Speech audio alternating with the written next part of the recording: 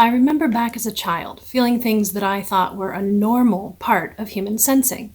When I would see a bully someone, I would question how they could stand the pain that they put the other person through. I could feel what the person was feeling, and I couldn't understand how they could endure that pain. I had to realize that they weren't capable of feeling what they had done to someone. Some people do not have the innate ability to feel empathy for others. They're incapable of feeling what it would be like to be in the other person's shoes. This means this is something that they have to learn.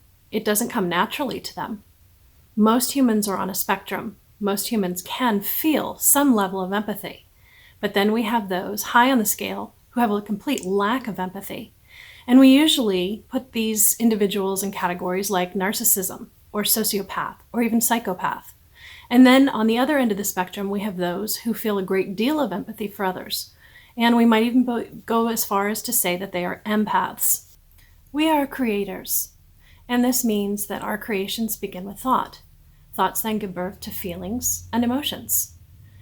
And for those who don't have empathy, there may be a breakdown between this process. They lack the ability to transfer their thoughts into the correct feelings and then emotions.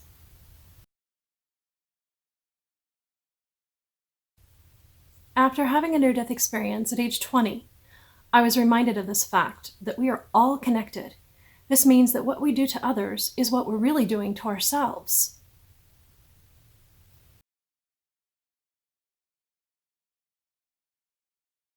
Some people are incapable of comprehending that we will see our lives as if we are other people. And so for them, it won't be a reality until they leave this lifetime.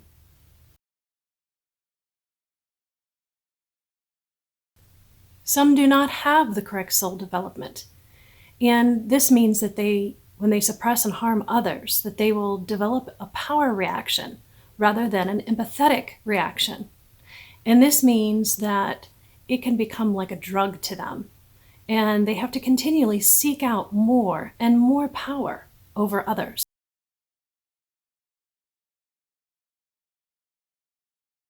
They will develop a pattern of thoughts that allows them to set themselves apart as entitled.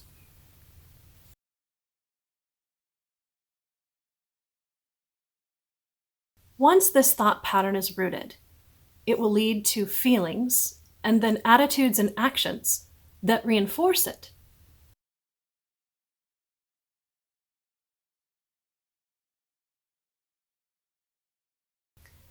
This creates a place for these individuals to become potential power brokers, rather than those who understand empowerment.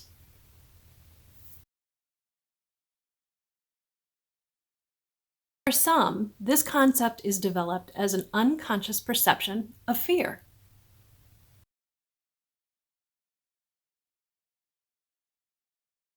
These people develop a satisfaction generated on fear instead of the empathetic process that will lead to a mature spiritual state. There is no doubt that Adolf Hitler followed such a process when he ordered sick children to be used in the testing of gas chambers. He was not capable of empathy or conceiving the pain that he would cause, both physically and mentally, to those he would kill. Instead, he learned to feed his spirit by generating power over others that was generated by fear. Not only does this process generate a vacuum in their soul, but it also steals energy from their prey.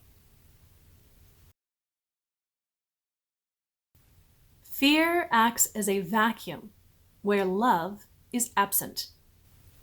This might not even be in their conscious awareness. They're completely unaware that they are defragmented, not functioning properly, not embracing light, but rather going towards darkness. It is essential for others who do not have the innate ability to feel empathy to learn this process, even if they cannot truly feel what others feel.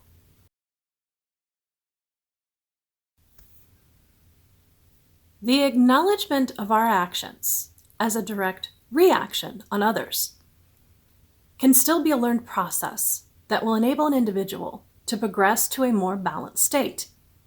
Once they're aware that they are missing something, they can seek to understand and be open to what they're missing.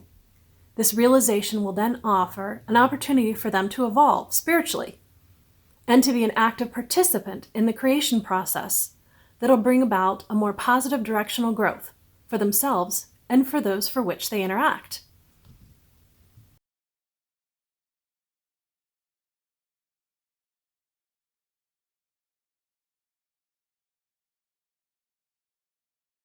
In our true spiritual state, we have empathy.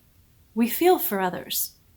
We understand what they feel, what they experience, as if we were them. Understanding that empathy is essential for our society to thrive and survive.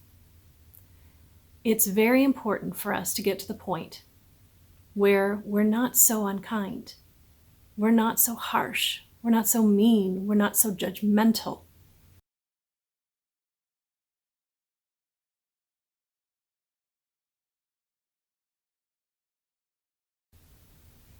We need to get to a place where we can feel what others feel. It's inside us, it's inside our soul. We just may be separated from it. But start paying attention to how people react to what you do, what you say, even what you feel. Understand that empathy is essential for our survival as a race. It's time for us to realize that we are all connected.